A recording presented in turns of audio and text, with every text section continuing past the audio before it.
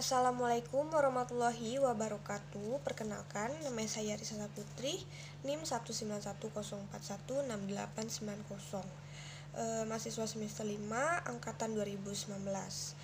Yang terhormat kepada dosen kami, Bapak Adi Mursalin SEMM yang telah mengajar mata kuliah perilaku organisasi.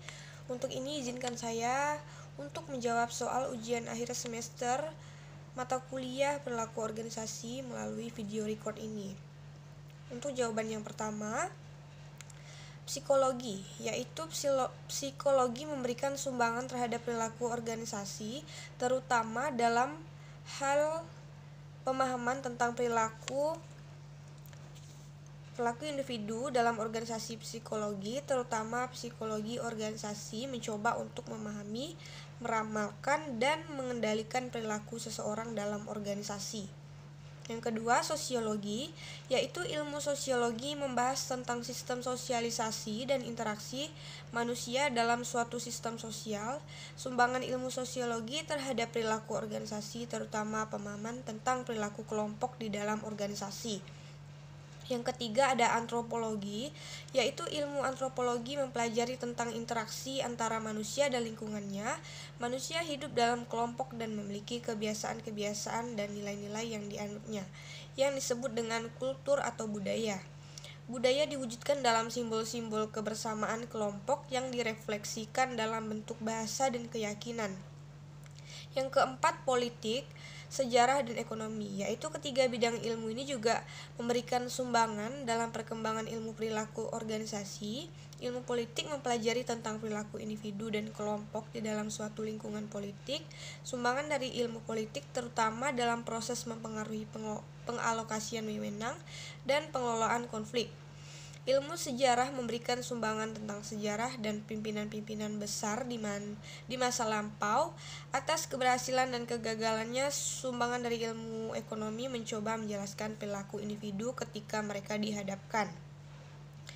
Jawaban yang kedua, sikap dan perilaku orang berbeda-beda dalam satu organisasi perlu dipelajari untuk mencari solusi tentang bagaimana manajemen dapat mengelola individu maupun kelompok agar organisasi secara efektif. Para manajer juga diharapkan dapat mempelajari perilaku organisasi karena sangat penting dalam membantu para manajer untuk memperbaiki, mendorong, atau merubah perilaku kerja, baik individu, kelompok, maupun organisasi secara keseluruhan untuk mencapai tujuan organisasi. Dengan mempelajari perilaku organisasi, maka para manajer memiliki keterampilan untuk menangani perilaku pegawainya untuk dapat bekerja dengan baik sehingga dapat mencapai efektivitas organisasi. Jawaban soal yang ketiga, prinsip-prinsip perilaku organisasi antara lain. Yang pertama ada manusia berbeda perilakunya karena kemampuannya tidak sama, yaitu perbedaan dan keterbatasan kemampuan akan berpengaruh pada perilaku dan kecerdasan yang dibawa sejak lahir, hasil didikan, dan pengalaman. Yang kedua, manusia mempunyai kebutuhan yang berbeda, yaitu manusia berperilaku karena didorong oleh serangkaian kebutuhan dan setiap orang memiliki kebutuhan yang berbeda dengan kebutuhan orang lain.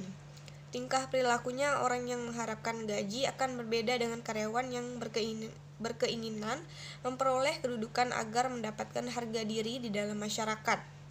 Yang ketiga, orang berpikir tentang masa depan dan membuat pilihan tentang bagaimana bertindak, yaitu kebutuhan-kebutuhan dari setiap orang dapat dipenuhi lewat perilakunya masing-masing.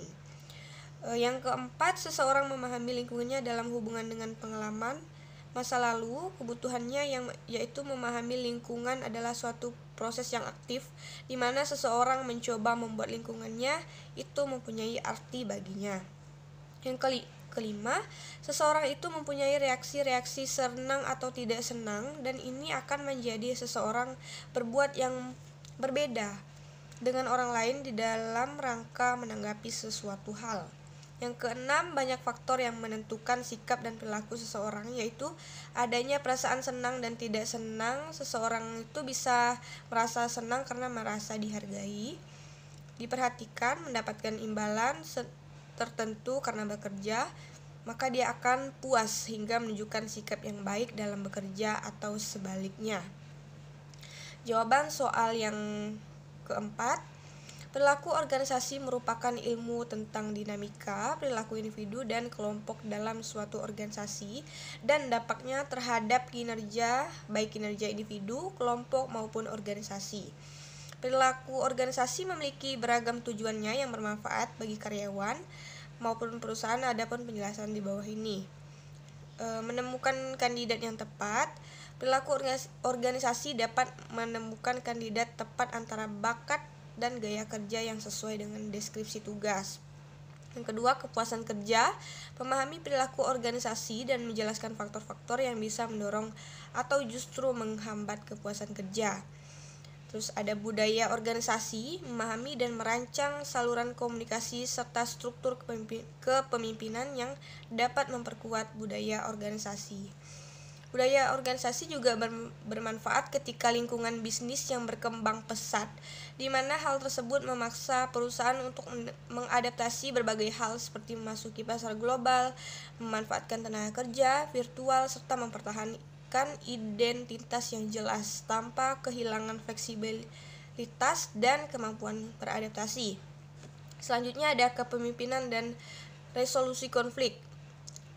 Kepemimpinan yang baik akan memberikan kesempatan karyawan untuk lebih proaktif sehingga mereka mampu memecahkan masalah secara kreatif. Selanjutnya, mengetahui potensi karyawan. Perilaku organisasi bertujuan membantu perusahaan dapat memprediksi karyawan berpotensi menjadi pemimpin. Selanjutnya, mengembangkan tim yang baik, meningkatkan produktivitas. Semua hal di atas membawa tujuan terpenting, yakni meningkatkan produktivitas untuk mewujudkan visi dan tujuan organisasi. Selanjutnya ada cara mengembangkan perilaku organisasi yang telah ada untuk memperkuat tim. Yang pertama ada memiliki pemimpin yang tepat. Pemimpin yang tepat adalah langkah-langkah dalam awal pembangunan tim solid. Misalnya memiliki individu yang memiliki jiwa kepemimpinan fleksibel, berpengetahuan luas, menghargai anggota tim dan percaya pada timnya.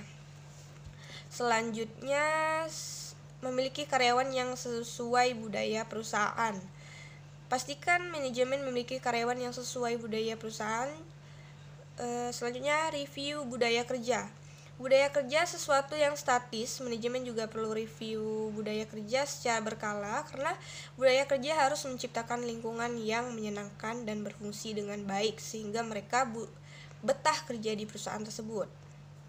Selanjutnya, tentukan tujuan. Untuk menentukan kesuksesan, salah satunya menentukan dengan SMART. SMART adalah metode menentukan tujuan yang artinya spesifik,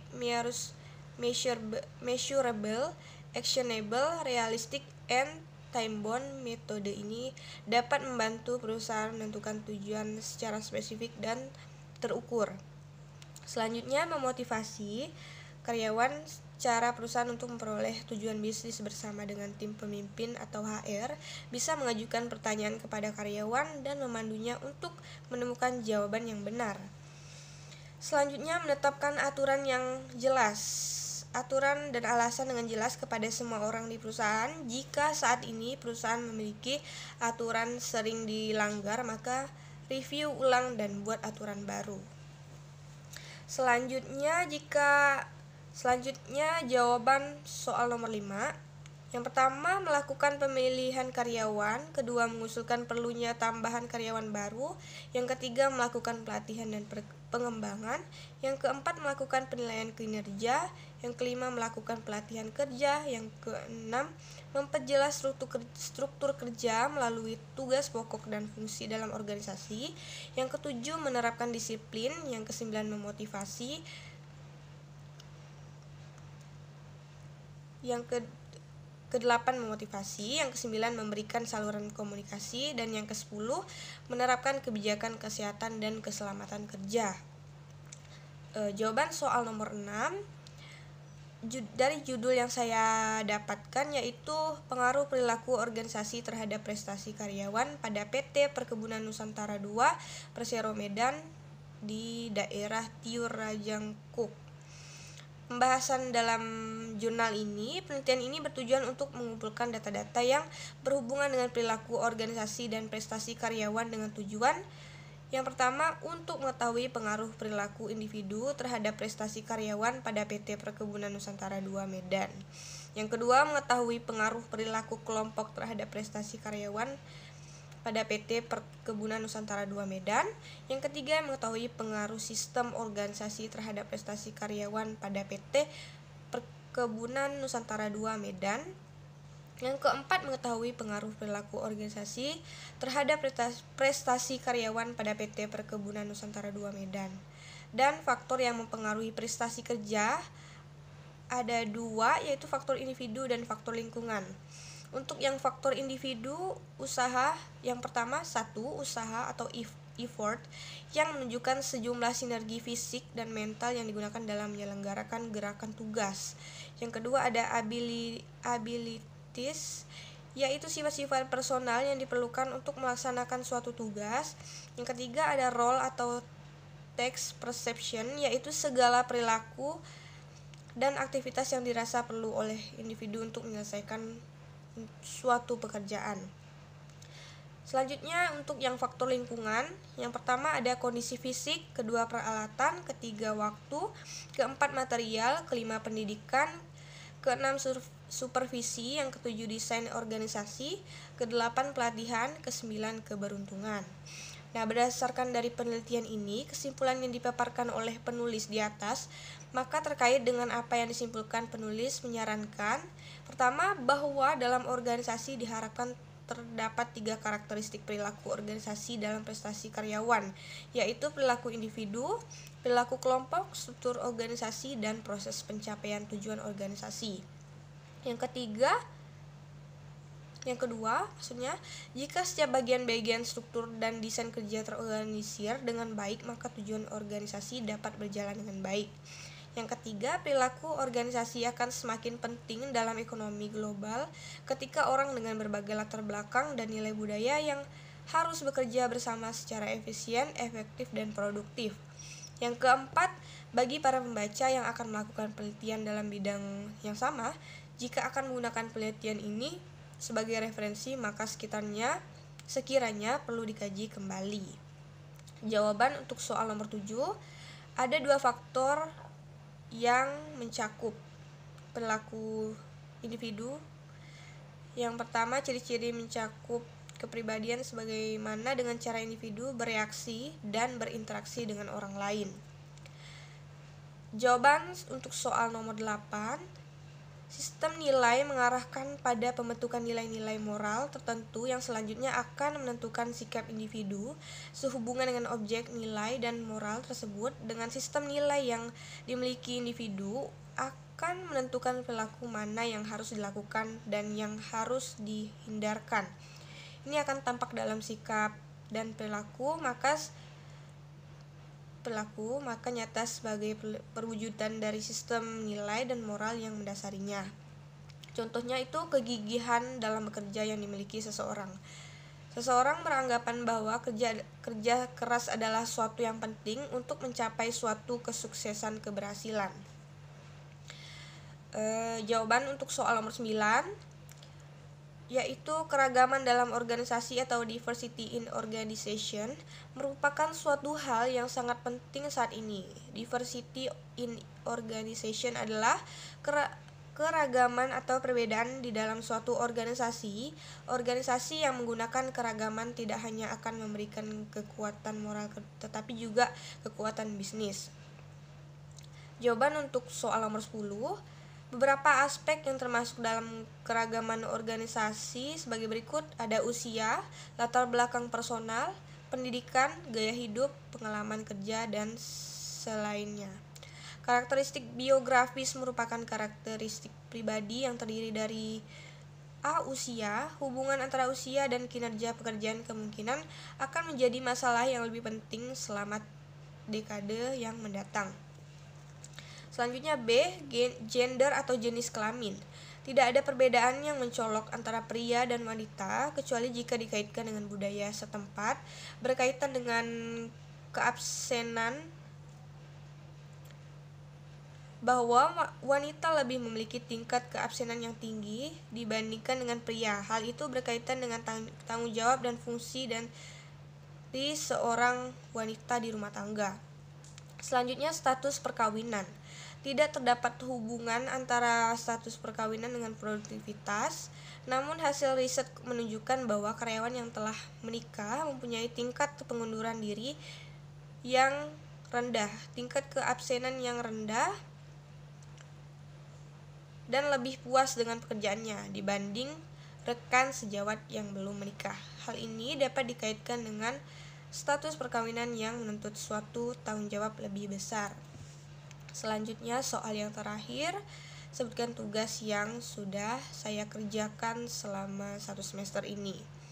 Jawabannya, yang pertama meringkas bab 1 pengantar perilaku organisasi, yang kedua meringkas bab 2 tentang perilaku individu dan nilai-nilai, yang ketiga meringkas bab 3 tentang keberagaman dalam organisasi, yang keempat meringkas bab 4 tentang sikap, perilaku, dan kepuasan dalam bekerja, yang kelima meringkas bab 5 tentang motivasi kerja, yang keenam meringkas bab 9 tentang konflik dan negosiasi, yang ketujuh membuat PowerPoint tentang mengenal perilaku organisasi, yang kedelapan membuat ringkasan tentang MBKM di program studi manajemen, yang kesembilan terakhir meringkas tentang tantangan dan peluang di era digital description.